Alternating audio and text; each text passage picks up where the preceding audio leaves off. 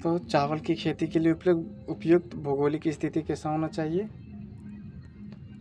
उपयुक्त भौगोलिक स्थिति 25 सेंटीमीटर से अधिक तापमान होना चाहिए, 25 डिग्री सेल्सियस से अधिक तापमान होना चाहिए, 100 सेंटीमीटर वर्षा होना चाहिए, 100 सेंटीमीटर वर्षा, 25 डिग्री सेल्सियस से अधिक तापमान होना चाहिए। और ये जलोढ़ मृदा में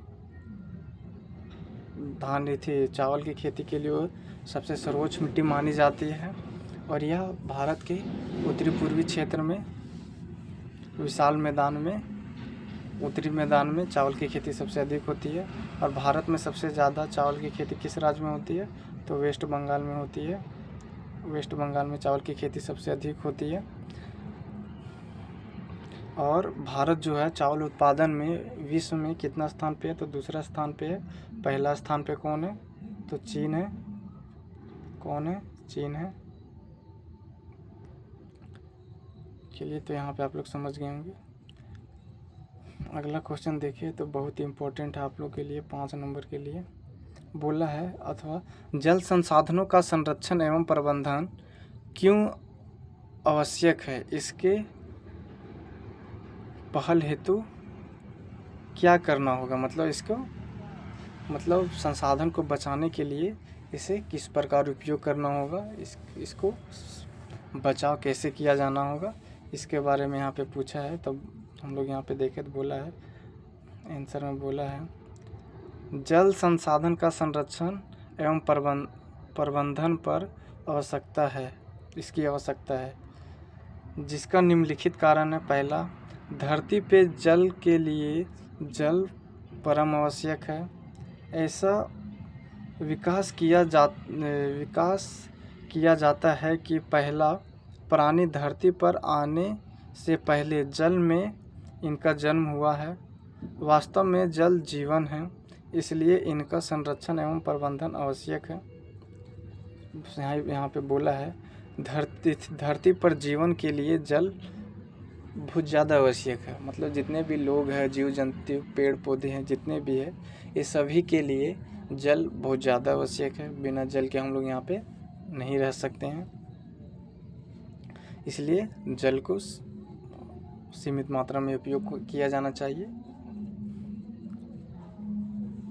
और यहाँ पे बोला है दूसरा पॉइंट देखे तो बोला है कृषि हेतु भी जल की आवश्यकता पड़ती है, क्योंकि जल खनिज तथा अन्य तत्वों को भूमि में मिश्रित करना है। पौधों की जड़ मिट्टी से इस पौष्टिक जल को ले जाती है। भारत एक कृषि प्रधान देश है, इसलिए जल की उपलब्धता बनी रहे, इस हेतु इसका संरक्षण एवं प्रबंधन बहुत ज़रूरी है। बोल रहा है भारत जो है एक कृषि प्रधान देश है, मतलब अधिकतर भारत में जो लोग हैं अधिकतर किस पे निर्भर है?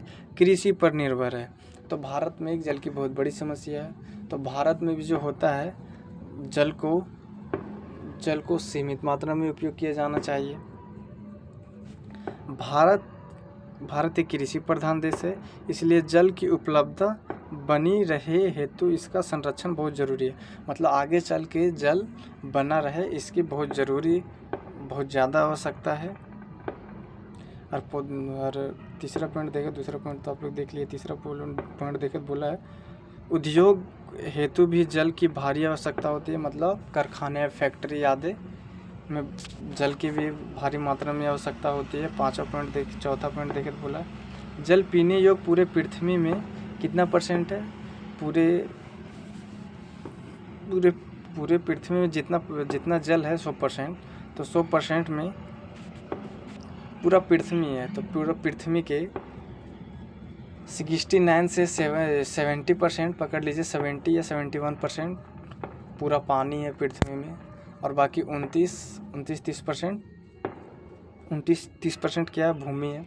तो उस 70-71% जो जल है ने 70 से 71% जल है ने, इसका 100% में मात्र पीने योग्य जो उसका 70 से 71% जो पृथ्वी पर जल है, उसका 100% में पूरे पृथ्वी में पीने योग्य वैज्ञानिकों द्वारा 2% जल को ही मान्यता दिया गया है। अब 2% जल भी है तो 2% जल में इसका बर्फ, कुछ जो जल है वो बर्फ के रूप में जमा हुआ है। ये बोले मनुष्य की बढ़ती जनसंख्या एवं शहरी जीवन शैली में पीने योग्य पानी एक पर्याप्त मात्रा में जल की आवश्यकता रोज बनी रहती है, जिस हेतु जल का संरक्षण एवं प्रबंधन करना बहुत आवश्यक है। जैसे आप लोग देखिएगा कहीं पे कहीं किसी शहर में जल जो होता है, यहाँ पे आप लोग झारखंड में देखिएगा तो अधिकतर क्षेत्र में गांव के इलाका में अब चापाकल रहता है, चापाकल से लोग पानी निकाल के पी लेता है।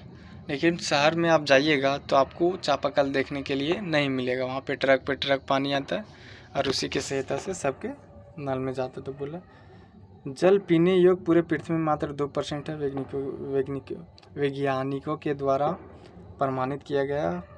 लेकिन 2% में भी इसका 1% से अधिक जो 1% पानी जो है वो बर्फ़ के रूप में है। और बढ़ती जनसंख्या एवं शहरी जीवन शैली में पीने योग्य पानी एवं पर्याप्त मात्रा में जल की आवश्यकता रोज बनी रहती है। बोला है मतलब शहरी इलाकों में जो पीने योग्य के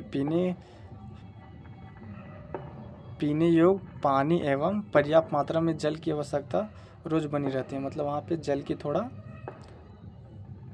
आवश्यकता होती है, वहाँ पे जल का मारामारी होता है, जिस हेतु जल का संरक्षण एवं प्रबंधन बहुत जरूरी है। 5वां पॉइंट देखे तो बोल रहा है परितंत्रों के बचाव हेतु भी जल का संरक्षण आवश्यक है, अतः उपरोक्त कारणवश जल संसाधनों का संरक्षण एवं प्रबंधन बहुत आवश्यक है। तो इसके लिए जल का संरक्षण बहुत ज़्यादा ज़रूरी है और इसका सीमित मात्रा में उपयोग किया जाना चाहिए। इसका अगर हम देखें, इसके कार्यान्वयन हेतु क्या करना होगा, कार्यान्वयन हेतु क्या करना होगा, यहाँ पे देखें तो बोला है अब प्रश्न उठता है कि जल का संरक्षण एवं प्रबंधन हम कैसे करें। इस संबंध में पुरातत्व वैज्ञानिकों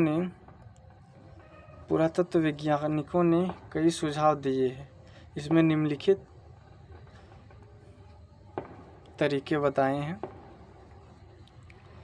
परतूक है, जैसे पुरातत्व वैज्ञानिकों मतलब जो पृथ्वी पे जो सर्च करते हैं, उनकी जानकारियाँ जो प्राप्त करता है भूमि से जो जिनका लगाव होता है वही पुरातत्व वैज्ञानिकों जो भूमि पे मतलब भूमि में विश्लेषण करते हैं भूमि के बारे में, उसे हम पुरातत्व वैज्ञानिकों कहते हैं।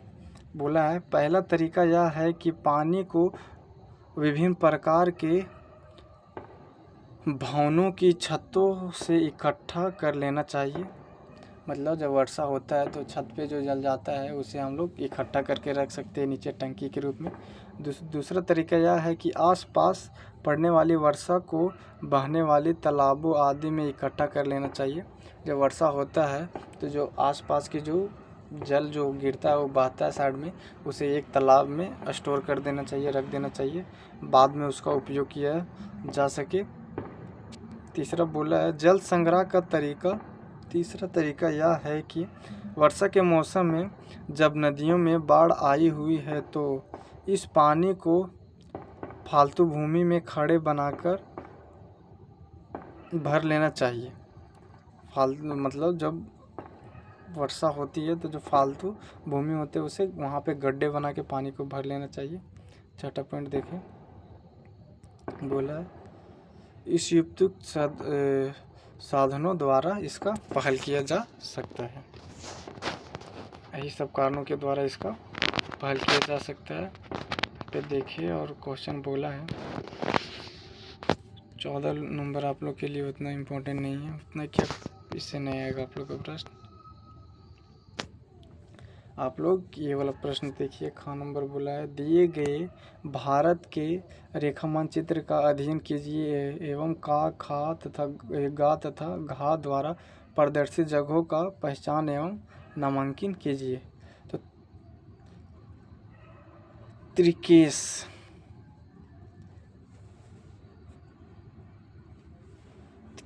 त्रिकेश कहाँ हो जाएगा आप लोग का? देहरादून में हो जाएगा। कहाँ? देहरादून में हो जाएगा। अगला देखिए तो अगला बोला है मुंबई। मुंबई कहाँ है? महाराष्ट्र में। देख लीजिए आप लोग, मुंबई कहाँ है? महाराष्ट्र में।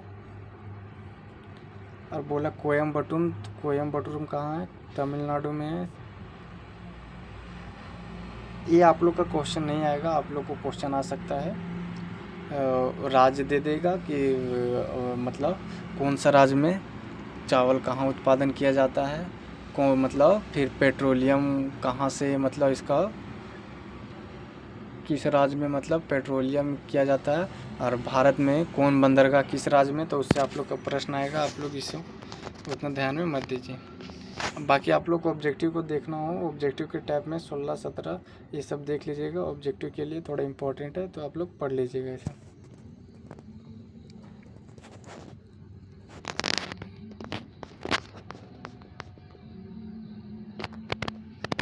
18 नंबर क्वेश्चन देखे तो बोल रहा सामाजिक विभाजन, सामाजिक विभाजन, सामाजिक विभाजन किस तरह से राजनीति को प्रभावित करते हैं? 2 उदाहरण दे। यहाँ पे देखे तो बोला सामाजिक विभाजन के राजनीति को प्रभावित करने हेतु 2 उदाहरण। राजनीतिक दल सामाजिक विभाजन की बात करते हैं। विभिन्न समुदायों से अलग अलग वादे करते हैं।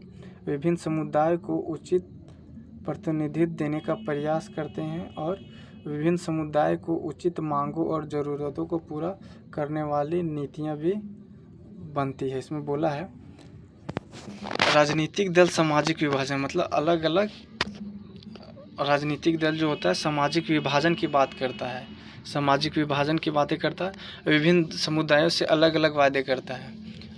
कांग्रेस का पार्टी आ गया तो वो अलग वादा करेगा, वो बोलेगा हम रोड बना देंगे। तो उन्हें बीजेपी की पार्टी आ जाएगा, वो बोलेगा हम बाथरूम बना देंगे, स्कूल बना देंगे, अस्पताल बना देंगे। तो अलग अलग समुदाय अलग अलग वादे करते हैं और विभिन्न समुदाय को उचित प्रतिनिधित्व देने का प्रयास करते हैं और अधिक से अधिक लोगों को उचित मात्रा में जितना हो सकता है उतना देने का प्रयास करते हैं और विभिन्न समुदाय को उचित मांगों और ज़रूरतों को पूरा करने वाली नीति बनाते हैं। मतलब उचित मांग जो होता है, सही मांग और ज़रूरतों को पूरा करने की नीति भी बनाती है। दूसरा में देखें, दूसरा पॉइंट बोला है अधिकांश देश में सामाजिक विभाजन मतदान को प्रभावित करता है। समुदाय के लोग आमतौर पर किसी एक दल को दूसरे दल के मुकाबले में ज़्यादा पसंद करते हैं।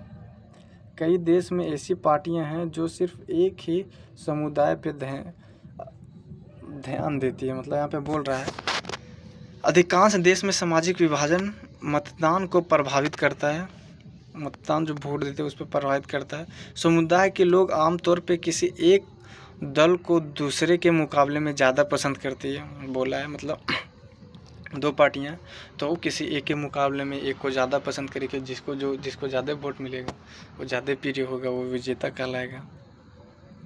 पसंद करते हैं। कई देश में ऐसी पार्टियां जो सिर्फ एक ही समुदाय को पसंद करती हैं, तो वहाँ पे वो पार्टी जो अच्छा कार्य कर रहा होगा जिसके कारण वहाँ पे पसंद करता है। 19 नंबर क्वेश्चन बोला है भारतीय संदर्भ में एक उदाहरण देते हुए सत्ता की साझेदारी। आप लोग देख लीजिएगा सत्ता को साझेदारी, सत्ता की साझेदारी आप लोग देख लीजिएगा। हम यहाँ पे बता रहे हैं 19 नंबर का। यहाँ पे बोला है भारत का संघीय शासन व्यवस्था की विशेषता की चर्चा कीजिए। तो आप लोग के लिए बहुत इंपॉर्टेंट है। आप लोग देख सकते हैं यहाँ पे 2019, 2012, 2014, 2016 के जो प्रश्न पेपर में आया है 10वां के कब 19, 12, 14, 16 के पेपर में आया है। 2009, 12, 14, 16 में पूछा गया है प्रश्न। तो आप लोग के लिए बहुत इंपॉर्टेंट है 2025 के दृष्टिकोण से। बोला है संघीय शासन व्यवस्था में जो होता है भारतीय संघीय शासन व्यवस्था का, तो इसमें बोला है भारत संघीय शासन व्यवस्था में सरकार जो होता है, संघीय शासन व्यवस्था में सरकार जो होता है 2 या 2 से अधिक स्तर की होती है, 2 या 2 से अधिक स्तर की होती है संघीय शासन व्यवस्था।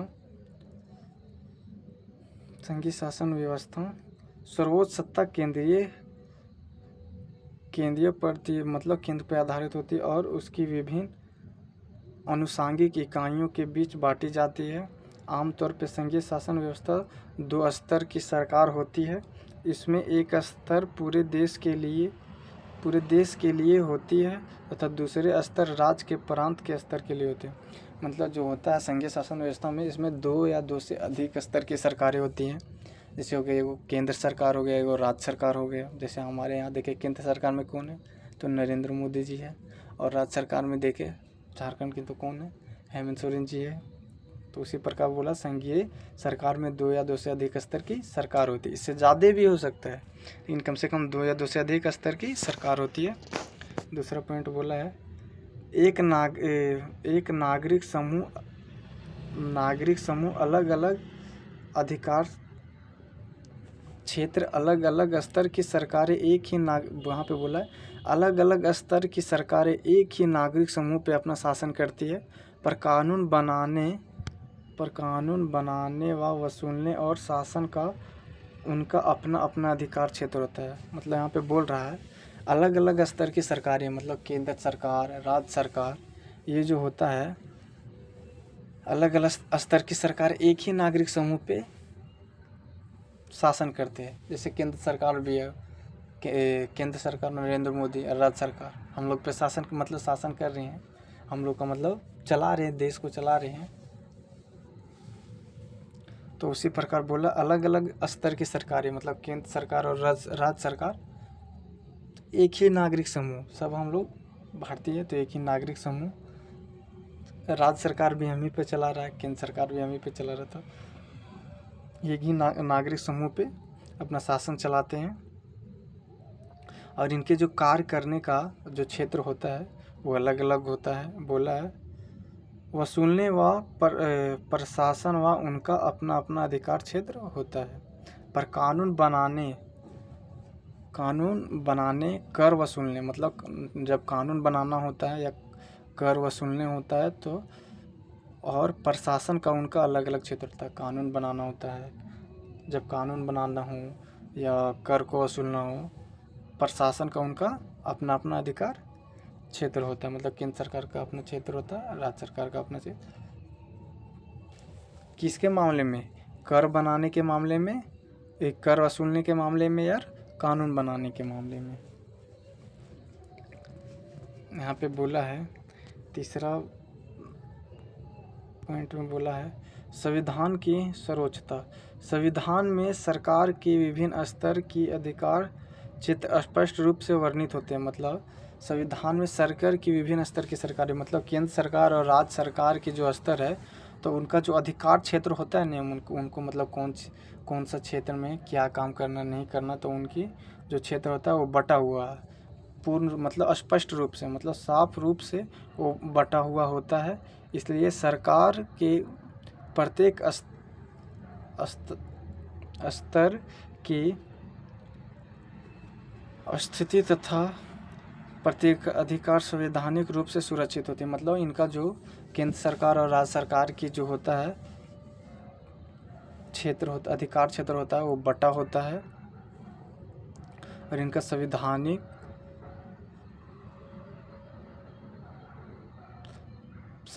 रूप से सुरक्षित होता है। संविधान रूप से ये सुरक्षित होता है, इनका क्षेत्र बटा हुआ होता है। चौथा में देखिए, चौथा बोल रहा है सुदृढ़ संविधान के मौलिक प्रावधानों को किसी एक स्तर की सरकार अकेले नहीं बदल सकती है। मतलब जब संविधान के कोई भी मौलिक प्रावधान हो तो उसको एक स्तर के, या तो केवल भारत की बात करें तो केवल नरेंद्र मोदी या तो केवल हेमंत सोरेन, दोनों में से अकेले नहीं बदल सकते। इसमें दोनों स्तर की सरकारों का सहमति होना जरूरी है, सहमति से ही बदल सकते हैं। और एक और पॉइंट हम आप लोग को दे रहे हैं बीच में, 5वां 6वां 7वां में, अगर दोनों सरकारों राज्य सरकार और केंद्र सरकार अगर दोनों के बीच सहमति नहीं है, मतभेद हो जाता है, तो इसका निर्णय कौन लेता है? सर्वोच्च न्यायालय लेता है। कौन? Supreme court. कौन? सर्वोच्च न्यायालय। 5वां में बोल रहा है अदालतों के सर्वोच्च प्रतिभा अदालतों को संविधान और विभिन्न स्तर की सरकारों के अधिकारों की व्याख्या करने का अधिकार है। विभिन्न स्तर की सरकारों के बीच अधिकारों का विवाद की स्थिति में सर्वोच्च न्यायालय निर्णय की भूमिका निभाते हैं। वही पॉइंट है, बोला है कि अगर दोनों के सरकारों के बीच में मतभेद हो जाता है, राज्य सरकार कुछ अलग नियम बना रहा है, केंद्र सरकार कुछ अलग नियम बना रहा है संविधान में बदलने का, तो दोनों के बाद जो विवाद हो जाता है, मतभेद हो जाता है, तालमेल नहीं बैठता है, तो वहाँ पे सर्वोच्च न्यायालय यहाँ पे है। सर्वोच्च न्यायालय निर्णय लेने की भूमिका निभाते हैं। सर्वोच्च न्यायालय के द्वारा इसका हल किया जाता है। और यहाँ पे 6ठा नंबर आप लोग जो ये पॉइंट है, ये बहुत इंपॉर्टेंट है। बोला दोहरे उद्देश्य। क्या? दोहरे उद्देश्य। संघीय शासन व्यवस्था में दोहरे उद्देश्य है। देश की एकता की सुरक्षा करना और उसे बढ़ावा देना, इसके साथ ही क्षेत्रीय विषमताओं को पूरा सम्मान करना। मतलब संघीय शासन व्यवस्था में दोहरे उद्देश्य है। इसका 2 उद्देश्य है। देश की एकता की सुरक्षा करना, देश की एकता की सुरक्षा करना और उसको बढ़ावा देना और उसके साथ ही क्षेत्रीय विषमताओं को पूरा सम्मान करना। विषमताओं, अलग अलग जात के लोग, धर्म के लोग, तो वो सभी को समान रूप से सम्मान करना। और 20वां नंबर क्वेश्चन देखे तो बोल रहा है, ये जो क्वेश्चन है 2024 में आया है, तो आप लोग के लिए उतनी इम्पोर्टेंट नहीं है, फिर भी आप लोग देख सकते हैं, देख लीजिएगा। 24 नंबर क्वेश्चन यहाँ पे देखे, बोला है किसी भी राजनीतिक दल के गुण क्या होते। तो राजनीतिक दल के गुण के बारे में देखे तो बोला राजनीतिक दल की विशेषताएं निम्नलिखित है। यह लोगों को एक ऐसा समूह है जो सरकार बनाने तथा चलाने के लिए समान मुद्दे पे सहित सहमति दिखते हुए साथ मिलकर चुनाव लड़ते हैं। अलग अलग राजनीतिक दल, मतलब अलग अलग जो पार्टी होते हैं, उनके दल का क्या क्या गुण है। दूसरा गुण है समाज में सामूहिक हितों की सुरक्षा करने के लिए उनके पास नीति एवं कार्य का होना। और ये तीसरा पॉइंट में देखें तो ये क्या करते हैं? चुनाव लड़ते हैं, अपने पार्टी का प्रसार करते हैं, चुनाव लड़ते हैं, अपने पार्टी का प्रचार करते हैं।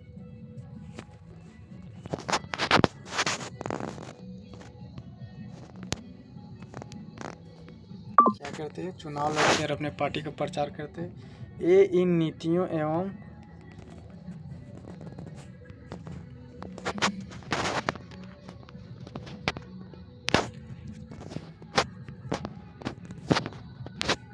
बोला है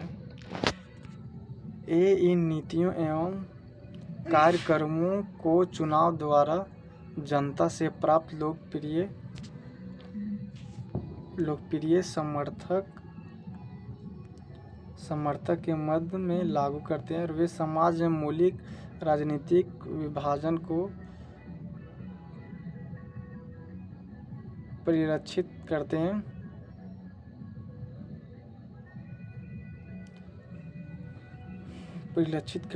और उनकी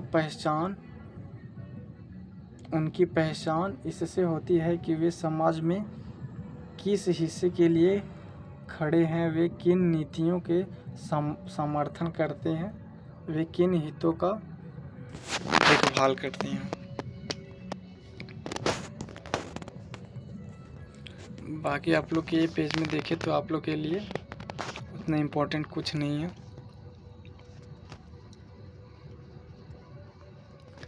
तो आप लोग का वीडियो यहीं तक होता है। ये 2009 का जो 2009 में पूछा गया प्रश्न है, वही प्रश्न आप लोग को जो महत्वपूर्ण है 2025 के दृष्टिकोण से जो एग्ज़ाम पेपर में आएगा, उसको वो सभी महत्वपूर्ण प्रश्न इस वीडियो में आप लोग का ये पार्ट 1 रहेगा और एक और वीडियो है।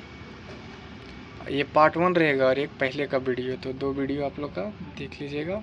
वीडियो को कम से कम 2 बार देखिएगा तो समझ में आ जाएगा आप लोग को।